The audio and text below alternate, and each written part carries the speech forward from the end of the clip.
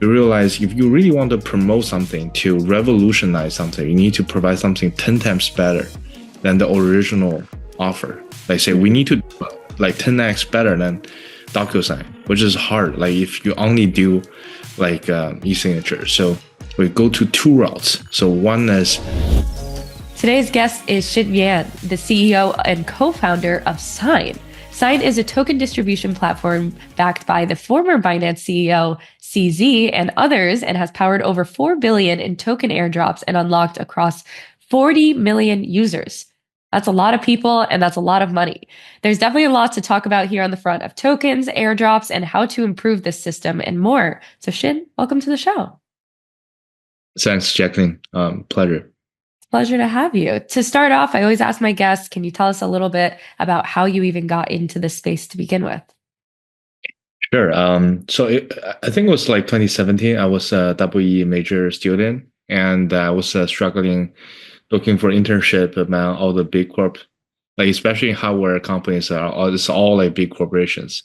So one day there's some people saying, okay, this is how we can make money out of all the circuit boards.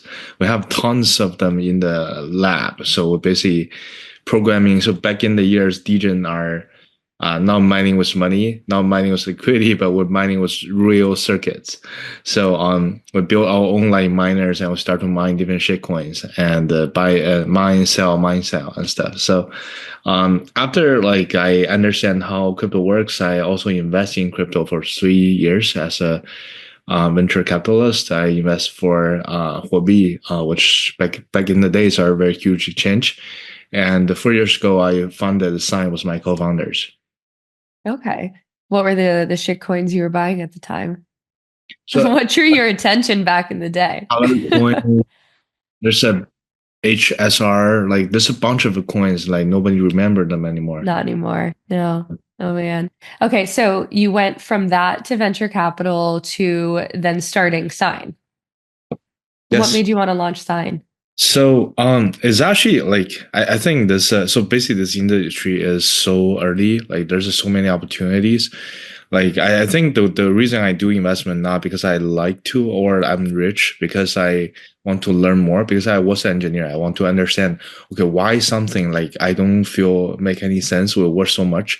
So there's so many things like I don't understand on the business side, on the demand side, on people's different point of view. So I think after investing, I understand stuff. So I'm more like, but I always wanted to build like my own stuff.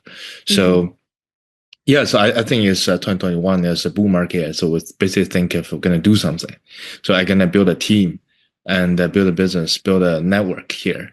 So we just start with something that I think will eventually make sense in the long term, but in short term is not that risky as DeFi.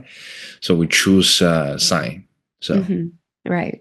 And I was told that Sign evolved from essentially a DocuSign for Web3, right, into a token distribution platform, essentially. What was kind of the story behind that shift and evolution and where it is today? Yeah, it's a long story. So basically, it's been 4 years. When we started, it's like the industry haven't really understand Web3 yet. So we started at early 2021, and we basically think of, okay, right now it's already enough infrastructure. We already have the smart contract platform. We have Polygon as a very cheaper and fast blockchain. So basically, we were thinking of, can we like build the Web2 services on the decentralized like infra?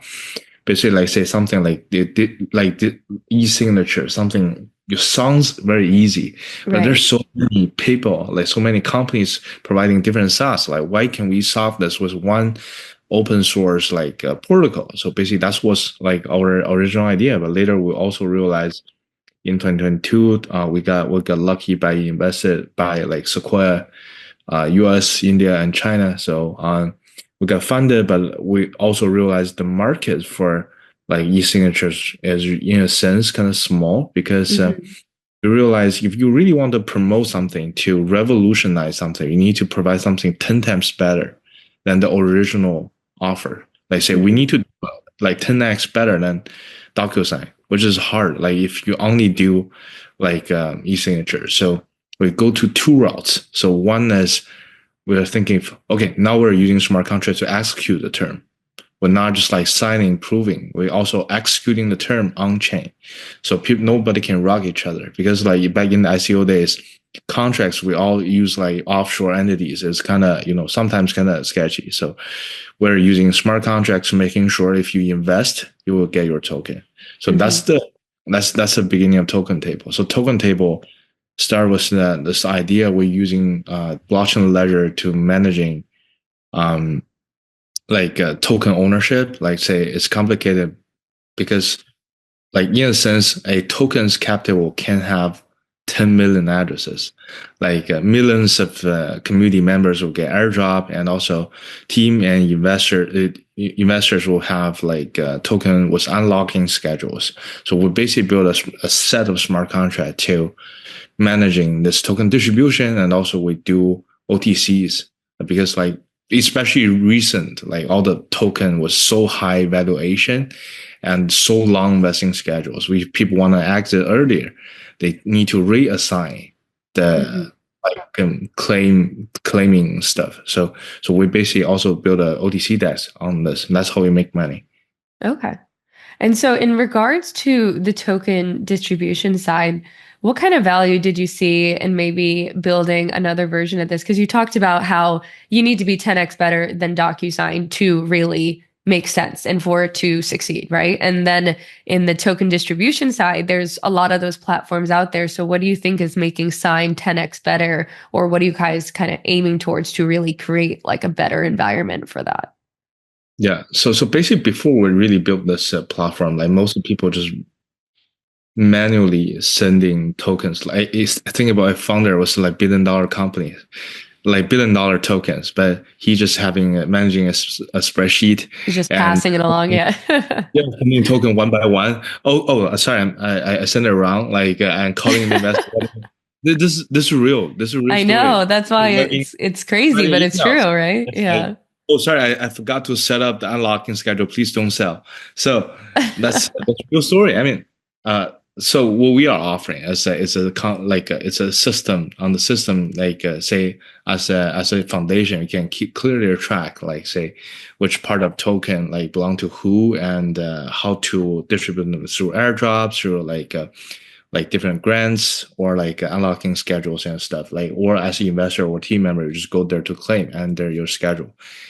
And basically, I think it's not just 10x better, it's 100x better than traditional sending manually. Also, most importantly, I think, so we're using smart contract execute the term. So basically, nobody gonna rug each other. So that's more important. Sometimes, like if you invest in token and the founder refuse to give you token, so that's actually happen very often. So really? you're gonna sue him or like sue her or like something, but it take you years or to close the case.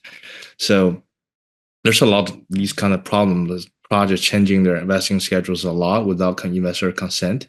So there's a lot of complicated stuff, but we were basically using smart contract to making sure people to ensure that the token transfers go through, that people get their tokens, and so on. Right? Yes, but more like, yeah, I think more interestingly, like we are the platform that we basically build another sense. We also enable a lot of new features. So firstly, we build a huge, like large scale airdrops because like a system. We're able to airdrop up to 200 million addresses with one smart contract. So last year we did a lot of huge airdrop on ton. So the numbers are like, say, so Dogecoin. So for the past 10 years, only have 6 million on-chain addresses, but there's a one token called Dogs, have 10 million addresses on day one. So we distributed token to 10 million addresses within a couple of days, and we broke ton twice, unfortunately. So that's a scale. Like so many people onboarding like crypto because they want to claim a free airdrop, and this through our system. And secondly, right now we're also connecting. We actually have another like infra building called Sign Protocol. So Sign Protocol is for credential verification. So basically we're connecting like verification and token distribution. So now we not just distribute token to based on addresses. but also based on the other identity. Say if you have Kaido, like if you ever claim Kaido airdrop, you will realize you find you didn't submit your address before. You just connect your Twitter, and it shows you how much you can claim and claim back to whatever wallet you connected. So that's our technology. So basically, we build the system for Kaido. So you verify who you are and claim your token. So it can be Twitter, it can be email, it can be Telegram. In the future, it can be your passport. And so these teams are telling you which avenue they want to go down in order to kind of verify and then like distribute these airdrops? Yes, like sometimes I think of a use case. During the pandemic, like the government want to give every U.S. citizen like 3,000 US Right, dollar. the stimulus So check, right? yeah, if we're doing this, we just verify like your bank account and directly give you. So the system, if we build a system, it should be super fast and super cheap. Yeah. Do you think it's more common? Like, what's the most common avenue for these teams wanting to airdrop? Is it just like, hey, here's some wallet addresses, some as in like millions probably of wallet addresses, or do they want to do more verification along like emails, passports, even, or other verification methods? It depends. Like, say for layer one, layer two, blockchain projects, mostly they want to anti-Sybil attack. They making sure they're airdropping token to real users. So usually they work with some like data analytics company like Nansen or something. So to screen the addresses, and they give us the address, and so basically they give us a form. Like set up a list in our like website, says like how many address and how much token each address will have, and we built a multi-level Merkle tree and build the smart contract for them, and deposit token is all good. Yeah. And Kaido's airdrop was last week, and I feel like that one went pretty well. What was the process like for your team and theirs to work together on this? And what did they want? And maybe on the other hand, what didn't they want out of the airdrop? I think what they want is interesting. So basically, they have users like score or something behavior recorded based on Twitter.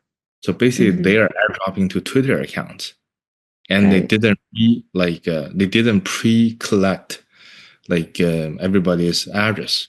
So basically, we are building a system that you verify, you log in as your Twitter account, not as your like address, and Right. verify you are claim token. That's the differences for Kaido, and yes, with straightforward, it went pretty well on base. Have other airdrops verified via Twitter, or is it more about network usage? Because I feel like it's usually that. It's like, hey, Yeah, you've been engaged in our protocol or ecosystem. Thank you. Here's an airdrop. yeah. So most of the airdrop based on your on-chain behavior, but I think say for Kaido, they based on Twitter, and Ton ecosystem project based on your Telegram handle. And this year we'll also have a major partner called Kaya.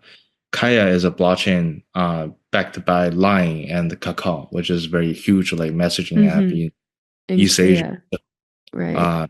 And so we'll also get an airdrop based on your Line ID and also Kakao ID.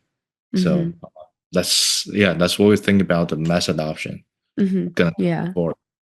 So what I'm saying is people are gonna have airdrop before they have a wallet. Oh, so you think it's like the first onboard for a lot of people then? Yes, yes. Actually, you think like for Line, Kakao, and Telegram, a lot of people having airdrop before they have a wallet. When they claim their airdrop, that's the incentive to create a wallet. Yeah, that is Yeah. true. Yeah. That is very true. And do you think the onboarding process for that is getting easier though? If someone's told that they are eligible for an airdrop and they have never had a wallet before, Yeah. what are the odds that they are actually going to get from point A of, hey, you got this airdrop to actually claiming it, and the road between of like creating a wallet, getting access to it, gaining it? Because I know for me, even with the Kaido airdrop, like I had to transfer or debridge money in order to get USDC on Base because I have USDC on another chain, and then I had to move it over to Base, and then I had to make sure that it was received, and then I had to then try again, and like, you know what I Yeah. mean? Like, and I'm someone Yeah. who's been in the space for a while, and so Yeah. the fact that I had to do a couple steps, and I understood what I was doing, but it was more just like, oh, okay, this is what I need to do. I don't think the average person would know how to do that, frankly. Yeah, I think this is definitely something we want to avoid in the future because this is why we can't effectively onboard a user. So for like say in terms of Ton and Kaya, so basically their user are primarily a Web2 user.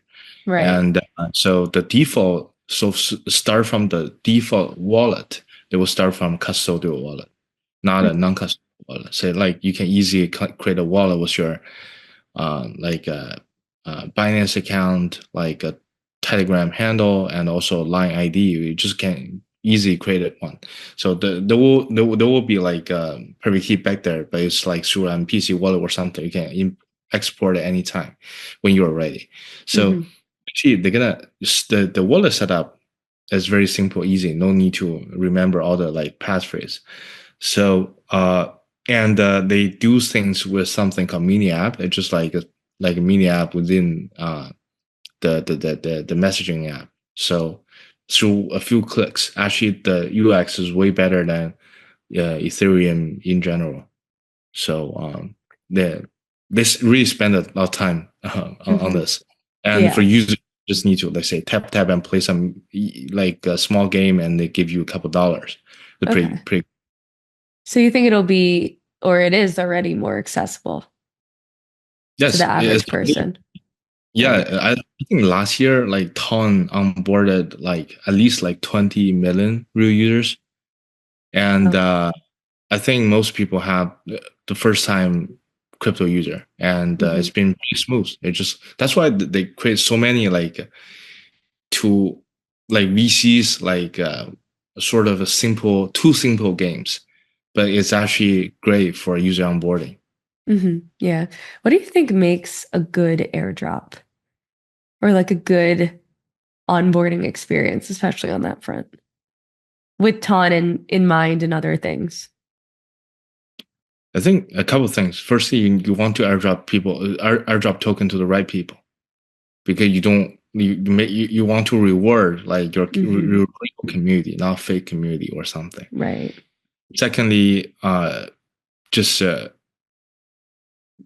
honestly, just that. Honestly, there's just that. Although we're building the platform to empower all kind of airdrop, but I think most important, you just need to give token to the right people. So the scale or something, just technical problems. Yeah, but finding the right people sounds hard, is it not? Especially in a industry where a lot of people are like farming or engaging for these airdrops. Mm, yes, I mean it's kind of complicated. Like sometimes you want the farmers to farm your project. So you seem to have enough users. So you seem have a higher opportunity to get lists on major exchanges. Like it's a game. Like it's hard to say, but Right. uh, but like frankly speaking, if you want your project to be very healthy, you want a real group of users. Start from 100 real users. That's very important. Yeah, I agree with that. Um, in terms of the state of token distributions, token launches, everything that's going on token related today, how would you compare it to previous market cycles? Oh, it's actually very different. I think like so basically right now like our market's bipolar, like polarized. I mean, we only have this right curve and left curve. One curve is VC coin, so it's all like super big valuation with super long vesting schedules. And the other side is also very few projects. And the other side, the meme coin, have like tens of thousands meme coin launching every day, Right. lock in within an hour and something. So it's definitely become more common. Like we're actually building like products for both sides, even for meme coin. If the dev token want to get a smart contract lock something, we also offer this. So Virtual is gonna use we'll launch with Virtuals on Solana this week.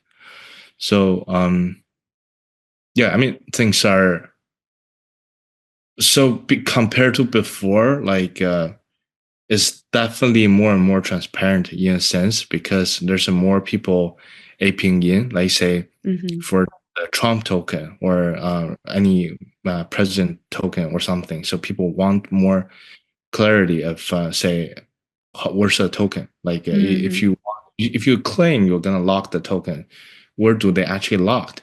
So people are generally become more like they don't trust anymore. They verify, which is actually pretty good. So so yeah, I mean I really think the market is getting more healthy in terms of more people can launch their own token and the participants is more and more. So yeah, that's Yeah. I do think it is fair that like I don't know, it's a double-edged sword in the sense that like it's fair that everyone can launch a token. You know, it's not like this gated experience or a harder process than it was maybe a few years ago. But then at the same time, everyone can launch a token and therefore there's more ability for less ethical people to do it for the right reasons, maybe. Um, and I feel like there's also just a proliferation of meme coins to the point that maybe it's diluting the value that any of them had. And also, I mean, we've seen this with like liquidity sucks for some of the tokens out there. It's like when Trump meme coin launched, it pulled so much liquidity out of all these other meme coins. And I guess that's the reality of the market. But in the same sense, like I feel like sometimes there are just like too many meme coins. I don't know if you feel the same. I feel it's okay. I think that's the market at the moment. That's the so so basically in a sense I think we all want a free market. I mean we want to have like people can have right to launch a token and buy Right. whatever. So and so in that sense we like you just naturally figure out like what kind of group are you gonna join? Are you gonna become a PvP guy or like want to invest in something you believe in? You invest in the team. VC coin generally are the teams are building real products. You think they're gonna do well, do good, or like like say I think people different people have different choice. So yeah, it's actually pretty okay, I think. Yeah. And there's another opportunity I've seen is also there's a more and more like real assets on chain. So basically, like because personally, I think in a sense, like some people are very disappointed about blockchain assets recently because we realize for native assets, we can't really create so much value on native assets because the native value comes from like because like say blockchain is a platform. The more stuff you put on the platform, the more like value will go to the native tokens. But right now the market is as there's too compared to the things we put on the market, there's just too many native blockchains. It was native tokens, so people generally feel bearish. But I think we already demonstrate how blockchain works as a the most powerful ledger technology as transparent as real time as real time settlement. So I also seen a bunch of teams putting like all kind of let's say stock like price difference contract for different prices.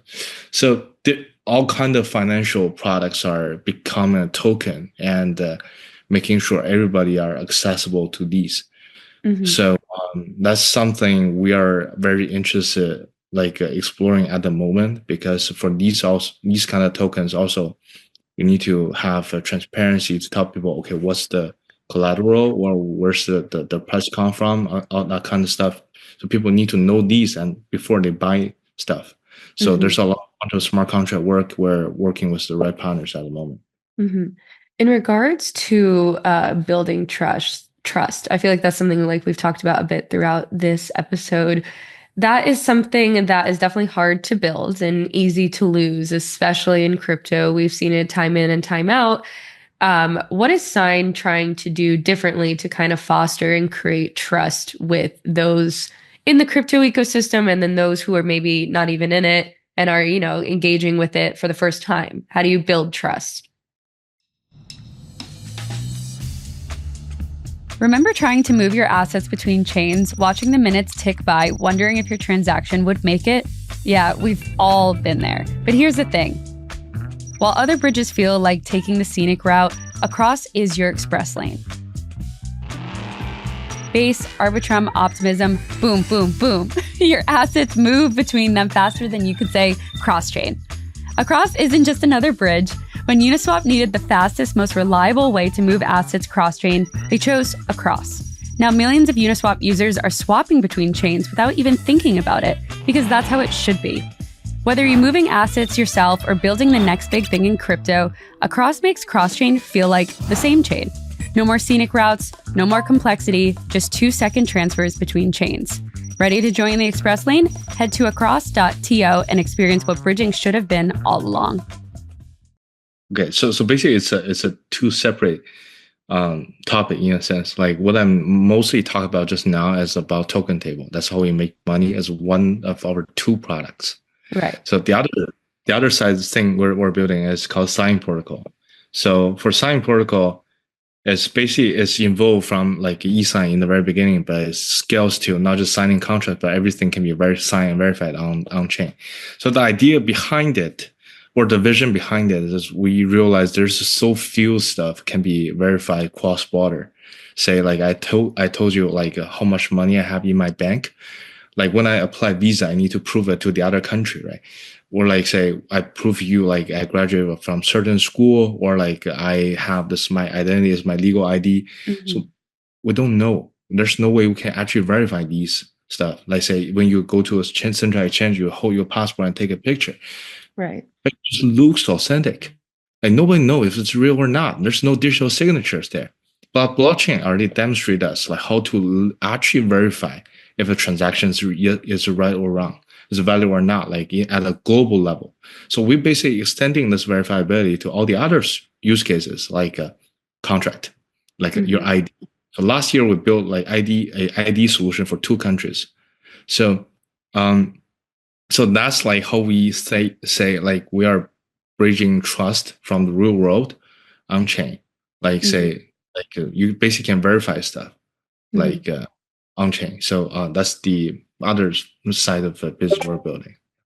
Yeah, no, that makes sense. I was just saying more in the sense of like when it comes to building trust, what are kind of the objectives or actions that Sign takes, both from the protocol side and then from the token side, to make people feel like they could trust it. I think from the protocol side, to your point, is like, hey, it's verified on the blockchain. We know that this is true, and that these smart contracts execute when it is verified, right? But then from the token side of things, is it on Sign to build trust, or is it just on users to verify? Yeah, I think we're more like give people the ability to verify things. Where like say you don't need to. Traditionally, how like say a rating company or like investment banking is like I get a license and I endorse something. Like people believe me. But I don't think that's how we do things on chain. Like on chain, we just build a dashboard, build a set of smart contract. You don't really need to see like okay, how many token unlock from my report. You just go to the smart contract. So there's no information gap between an institution, investor, and retails. So that's how we do things. And on the Sign protocol side, I think we start from identities. Like we basically help people prove their identity. So if say we can prove a wallet has been controlled by a bank, so that wallet, when they sign attestation says I have money, people can trust it. Right? So yeah, there's a lot of minor use cases where we're also promoting, but the grand vision is about like the verifiability. Yeah. On the front of verifying, I think of a lot of different organizations, government officials, etc., getting involved on this front. How do you kind of look at it from your organization, and what areas would you like to tap into when it comes to integrating different types of partnerships or teams, as well as like what are the things that you think should be verified in the near term?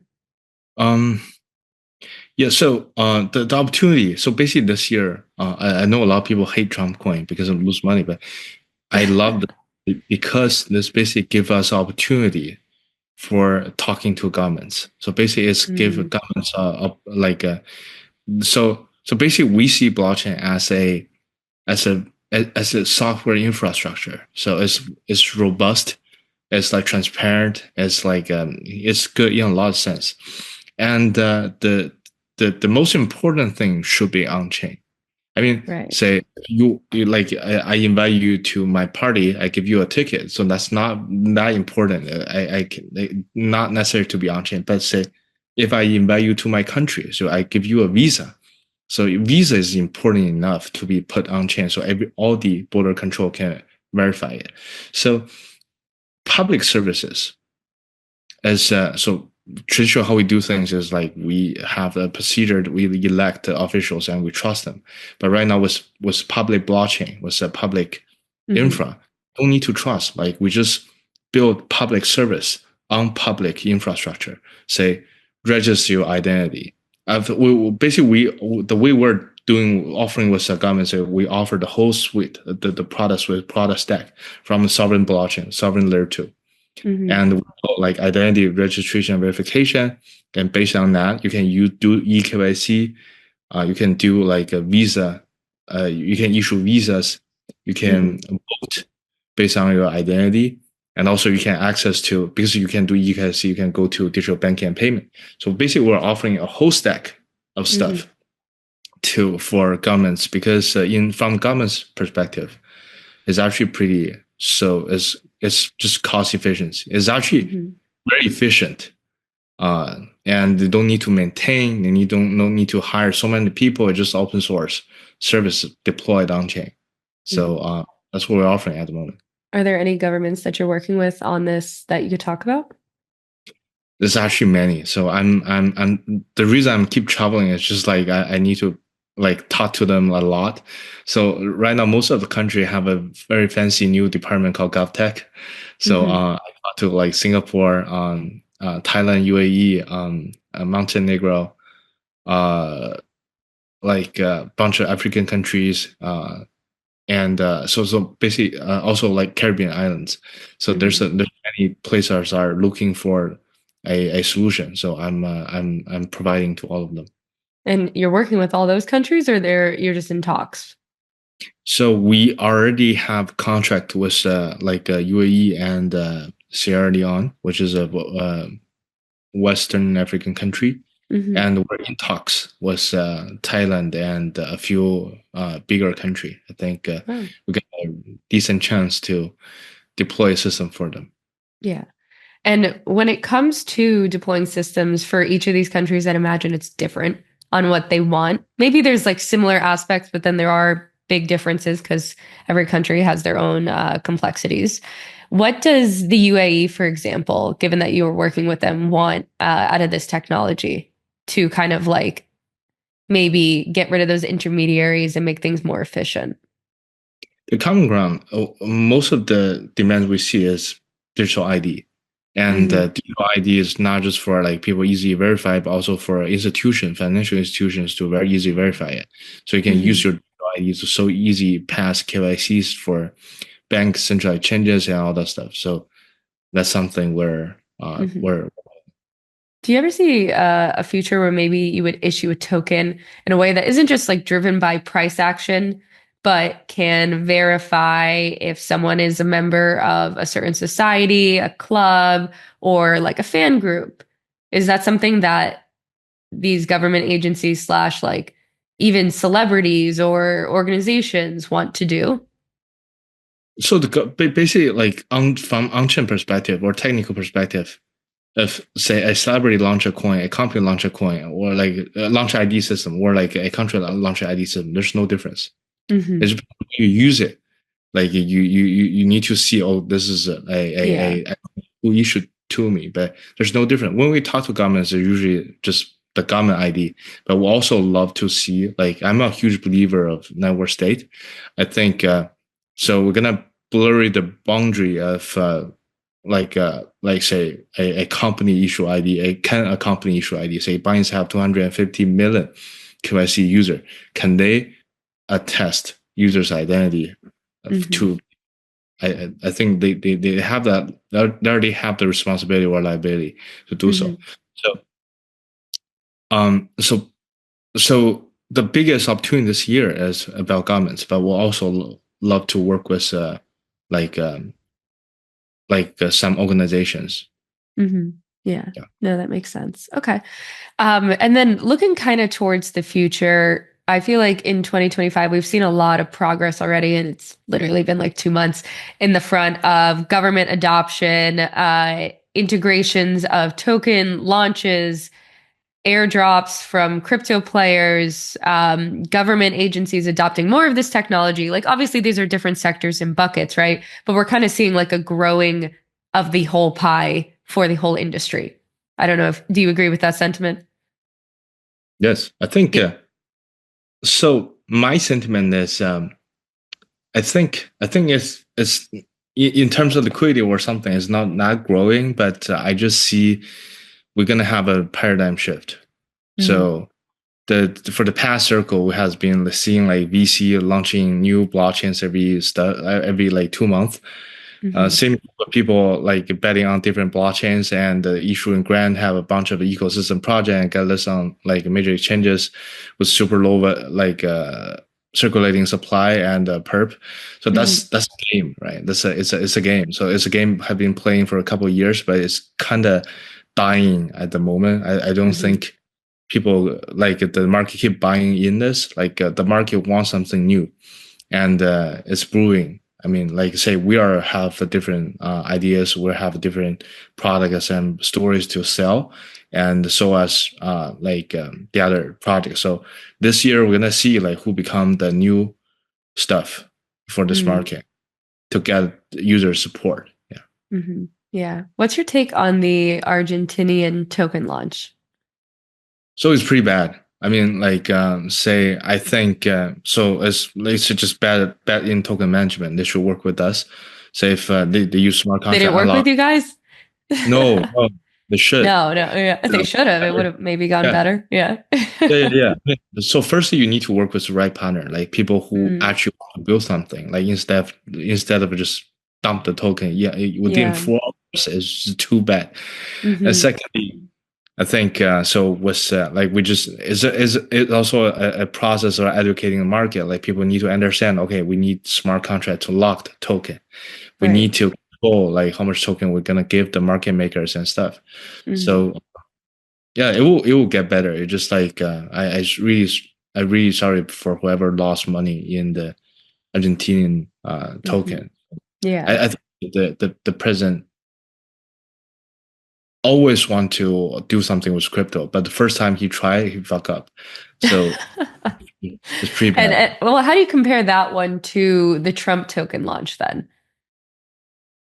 At least Trump token didn't rock in 4 hours, and a lot of people buy. Like also Trump's endorses is not too ugly, right? But this one just too bad. Like I mean, like there's so many like investigations going on. Yeah. Why do you think there are so many frequent celebrity and government official related pump and dumps recently? I mean, just why not, right? Basically, I think ethics, but yeah. I guess when there's money to be made, that's the answer. But yeah. I mean, whoever buy the token need to realize the risk. Like it's a free market. Like, we can't like say too much about non-financial advice and not kind of legal stuff. But what I'm saying is, I think we like building new technology. Basically, we're offering an alternative to this world. Like, how can we monetize your fame, not just like joining all kind of advertisement. Right now, you can launch your coin. It's just Mhm. it kind of better, in a sense, it's better than do all kind of attachments. Sometimes in advertisement, you're also endorsing something you don't like. Right. Like, but for this, you put your face out there, you make money, you become responsible. You have the liability. Mhm. So I think it's kind of interesting. Like that's how I see in the future. Like blockchain gonna become a global market for whoever like want to capture value for something hard to capture, Mm. Yeah. like fame, your yeah, whatever. Yeah. But I think the problem right now with these celebrity and like government related tokens is that they are pump and dumps. Like none of them have sustained any pump. And even if they couldn't sustain the pump, they didn't end up with like a rug pull. You know what I mean? Correct me if I'm wrong, but I can't think of one in the past couple months where that was the reality. I felt like, Iggy Azalea, I'll give her credit, or Yeah, Iggy or Izzy, I always forget her name, but I think she actually did try to create something with that mother token, and she was actually trying to be engaged in the community. She yeah, was a good example of someone who I felt like everyone thought it was going to be like a pump and dump, and it wasn't. But yeah. we don't see that frequently. And I feel like there's so much for these token launches, to your point, where like if they did it right to start with, there could have been actually real good use cases to come of it and utility in a sense. Yeah, I mean, it's actually getting much, but I want to say something for these pump and dump tokens. Sometimes it's just nature of this market. Like people will Yeah. over things in the very beginning. They hype things well before they fully understand something. So if there's no pump, there's no dumping like this.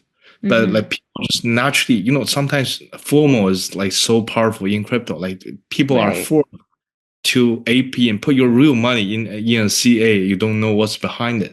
Mm-hmm. So it's the nature of this market. Like I don't know. Like I don't have the perfect answer to like say how to do this, but Mm-hmm.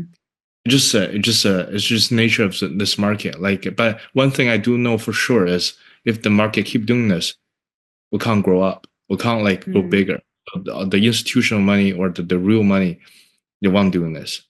Yeah. So No, I um, agree. we will have a better framework, or like say we just have different layers of different assets. Like for this, like the celebrity tokens, they're just that is free pump and dump, free Mm-hmm. pump, free Yeah. PND. And for like Ethereum or like more like say our token, like more important, more like we have a stable, we have a clear like statement about like how the token capture value and what we do and stuff. So this token will have less like a pump and down. Mm-hmm. So yeah, I think You're it's hopeful? clear. Yeah, Hopeful for the future? definitely. Good. I think that's a good place for us to wrap. My last question, as I ask my guests, can you leave us with a piece of advice, something that you've carried with you throughout your time in this space? Okay, so my advice is so basically we're doing a lot of stuff like we're talking about the global Mm-hmm. verification, global something because I see blockchain makes sense when you are talking about cross border or something. Like say when I want to send you money in US, I just Venmo you. I don't really need to use blockchain. So Mm-hmm. cross border, when you do cross border, you realize a lot of stuff like how blockchain can be so important something like I really like Chris Dixon say blockchain is democratizing services. Like say like people can't accept a lot of people can't have a US dollar bank account. A lot of people can't have access to US assets, don't really have good assets to invest. All they can invest are shit assets. Mm-hmm. So like one piece of advice I can give is to travel more. Like there's a good country, there's a least developed countries. You just for the past year I've been traveling a lot. I really impressed with the differences, like the different infras, like Mm-hmm. among countries. That's what the reason why I believe in blockchain so much. So it's a platform where you can distribute one services to everybody in the world. So that's it. Awesome. All right. Well, Shid, thank you so much for coming on the show today. Thanks, Jacqueline.